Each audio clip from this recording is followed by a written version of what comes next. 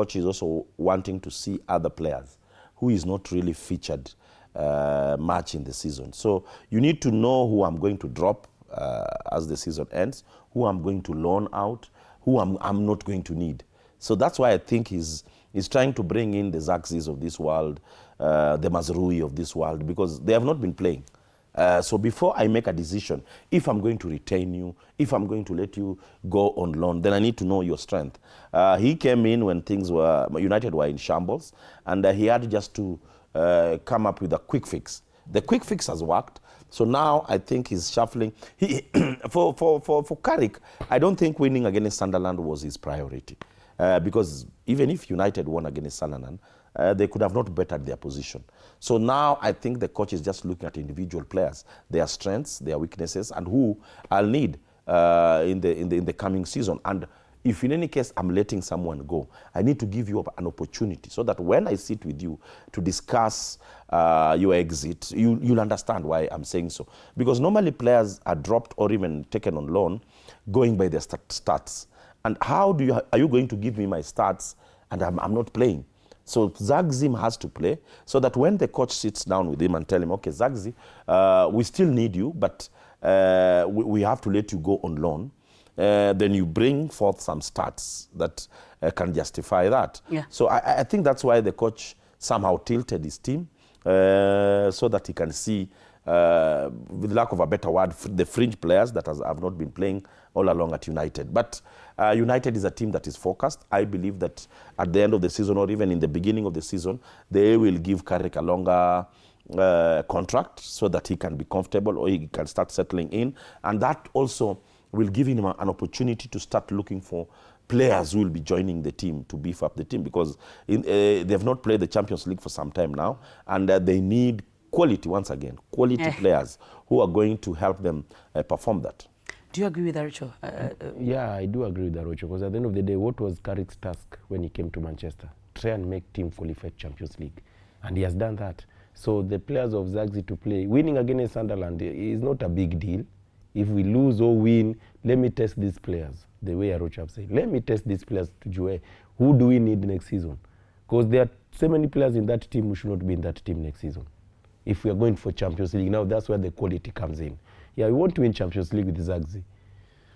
You won't. No, okay, now Nani is injured. Mbeumo is injured. Sesko is injured. Now you need Zagzi to win your game. And then there's a problem somewhere. I don't know what's really happening with the Diallo. Since the guy came from AFCON. I don't know if Amorim was his... Because even after Amorim left, Diallo has never come back to the way he used to play. Amepotea kabisa. So people are asking, why did Mbeumo start? I don't know. No. The way Arocho said, let me test these players. Because Carrick has already qualified for Champions League. He's not playing for any another trophy right now. He confirmed it after Liverpool drew with Chelsea. He confirmed it that, and Aston Villa drew. So he confirmed it that he's going to play in Champions League next season. So for him, he has no pressure that ataanza kuulizwa, why did Nani play? No. For us, injured tutauliza hivyo. But someone who understands football will understand what Carrick did. Yeah. And again, another thing, playing in that stadium of light. Ask those teams which have gone there. You don't win there easily. Yeah. So many teams have looked for draw. Yeah. Still on the English Premier League, Papa Fred Arocho, Liverpool played with Chelsea, whereby wali draw 1-1. Chelsea sijui shida iko happy, and also Liverpool. Yani, Kakazia was with Kakazema and said these are like two teams fighting for an ex who has already moved on, because wako to Liverpool and Chelsea. Well, I think Liverpool is the team that has suffered most in terms of quality players who left, and then the kind of players they brought in. I think they did not match up to what left. When in reference to Chelsea, I think Chelsea are suffering from, initially when the season was beginning, they had a bloated team. And I think they're suffering from decisions that they made way in the season. They've brought in a lot of coaches. It's one of the teams that has a turnover of coaches that is way wanting. So instability in a team results with the chaos, and that's what's happening at Chelsea. I'm not seeing Chelsea playing in the Champions League next season. They need also to take a rest, try and look at, benchmark what United did. so that when you come back in a stronger way.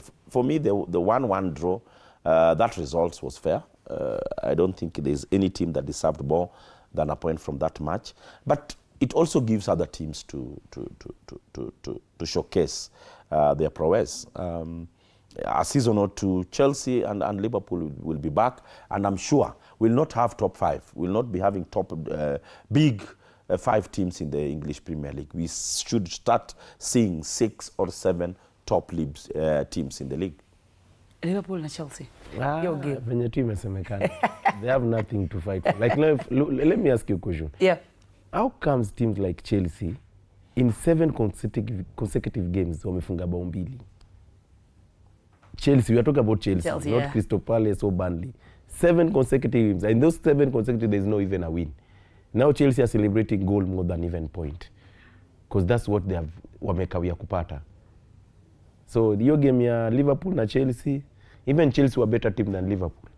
It was in Anfield, Chelsea were better team than Liverpool. But at the end of the day, Chelsea may not play even in any competition in Europe next season. If they're not, they're in position 9. If I'm not sorry, they may not even play in any competition in Europe. Unaona venye umesema wana change na Manchester. We alisonga hii season. We akashuka. Akashuka, so wanabishania kila mtu, wewe rudi hapo, mimi nijitengeneze hii side. Ukitoka pia mimi ndafanya nini? Ndugu watoka ni. Anyway, tonight Tottenham Hotspur are facing Leeds United. And before you forget, by the way, congratulations to Barcelona. They've been crowned the La Liga champions. Remember, each and every single Monday we are here. Thank you so much to all everybody who sent in their comments, everybody who sent in their predictions, everybody who sent in their sentiments about Arsenal winning the league. Thank you so much, Papa Fred Arocho. Thank you so much, Felix Jr. And Minta Malza nikisema Arsenal, hoye. See you next Monday. It has been Monday Blitz. I'm Katelemisi.